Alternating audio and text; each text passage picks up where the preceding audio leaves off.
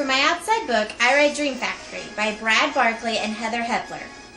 Dream Factory is about two teenagers who fill in for Disney World characters when they go on strike. This is a story about growing up and finding who you are. Ella, a slightly eccentric teenager, lands the job of Cinderella, ironically because the shoes fit. Luke, a teenager who is lost and confused about his fast-coming future, gets chosen to be Dale, part of the furry chipmunk duo. While Ella spends her days getting married over and over and over again to a charming prince, Luke's job entails sweating inside a furry costume while waving wordlessly to children on a sugar high. Ella is pessimistic and withdrawn after experiencing her brother's death, and the fact that her parents moved to Africa after that without taking her with them makes her even more unhappy. Her slanted view of things makes her a good narrator and an interesting character. Luke is confused and scared about his future. Luke's father has a well-paying job lined up for him in the family business. His dad wants him to follow in his brother's footsteps and follow down the path that he knows will lead him to a successful business life. Luke doesn't know what he wants, but he knows that he doesn't want to grow up to be a stuffy businessman like his dad.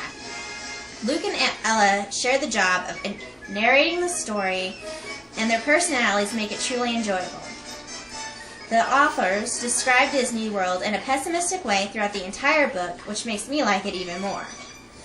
Ella and Luke figure out that Disney World is more depressing than anything, and that the most important thing about the future is to do what you think is right and not what is expected of you.